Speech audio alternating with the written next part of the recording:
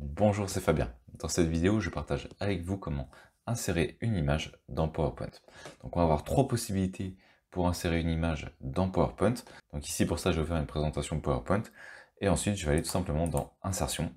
Et dans Insertion, on a ici au niveau des images plusieurs possibilités. Alors on va voir les trois possibilités qui se trouvent ici.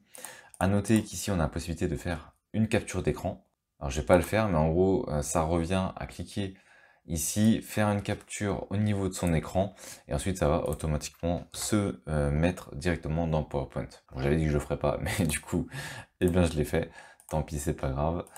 Ensuite, on peut aller au niveau de l'album photo. Ça, c'est encore autre chose. On va voir les trois méthodes, on va dire les plus classiques pour ajouter une image. Donc, je vais aller ici au niveau d'image. Je vais faire cet appareil et le principe va être tout simple, c'est d'aller chercher une image qui va se trouver sur notre ordinateur. Donc moi j'ai une image qui se trouve sur le bureau dans le dossier image et je vais tout simplement la sélectionner, cliquer sur insérer et donc ça va insérer l'image directement dans mon PowerPoint. Ensuite je peux l'agrandir, je peux la positionner, je peux la rétrécir.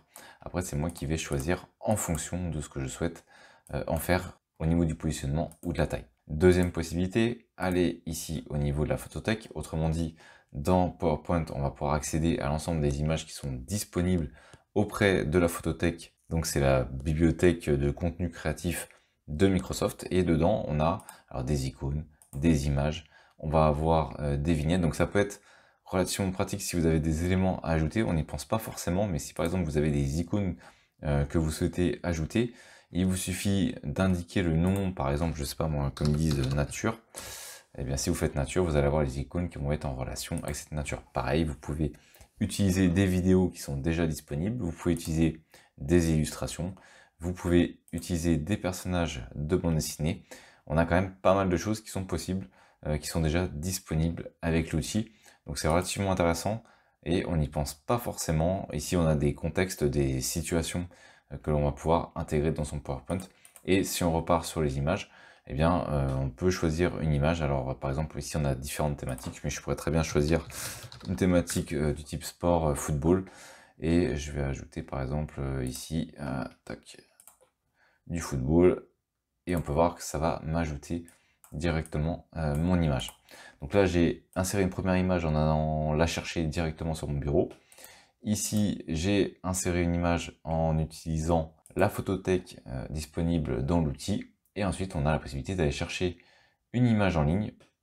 Donc soit on va dans son espace Microsoft, on peut aller récupérer des images qu'on aurait stockées dans son espace Microsoft. J'avais d'ailleurs réalisé une vidéo pour montrer comment créer son espace Microsoft, donc si ça vous intéresse, vous pouvez aller voir dessus. Sinon, vous pouvez encore une fois rechercher par catégorie. On peut voir que ça recherche avec Bing, donc le moteur de recherche de Microsoft, et uniquement actuellement là au niveau du filtre, les images qui sont en Creative Commons, autrement dit, qui ont les droits d'utilisation. Donc soit vous cliquez, soit vous décochez, soit vous ne cochez pas, ça c'est vous qui voyez.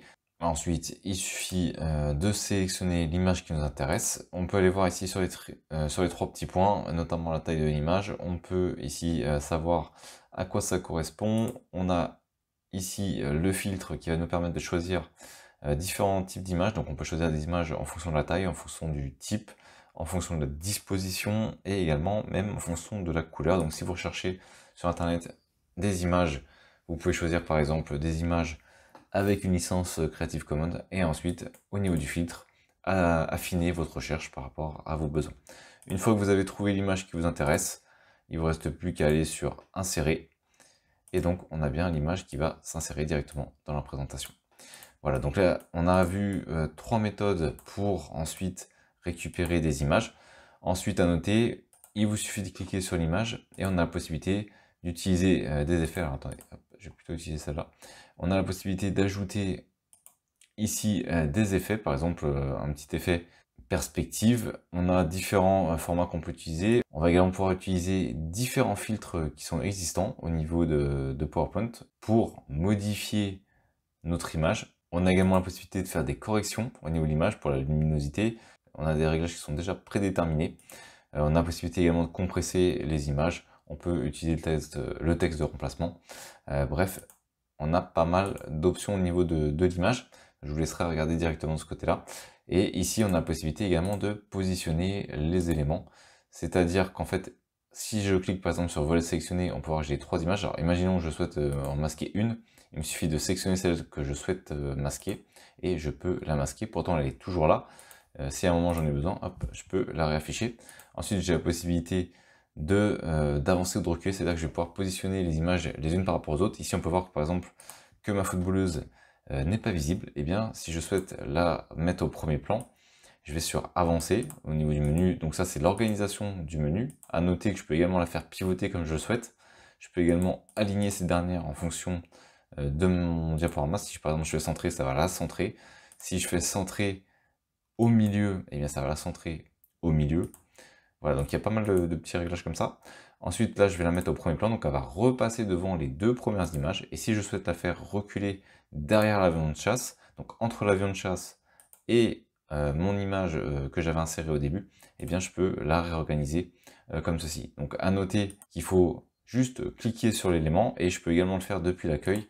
Vous voyez ici, j'ai la possibilité, quand je suis sur accueil, d'aller soit, quand j'ai cliqué sur l'image, soit de l'organiser pour la remettre au premier plan, arrière-plan. Donc arrière-plan, ça veut dire qu'elle va être tout à la fin, ou alors je peux la réavancer. Ici, je l'ai avancée d'une fois, elle est entre les 2 images, et maintenant je la réavance un coup pour la remettre en premier plan.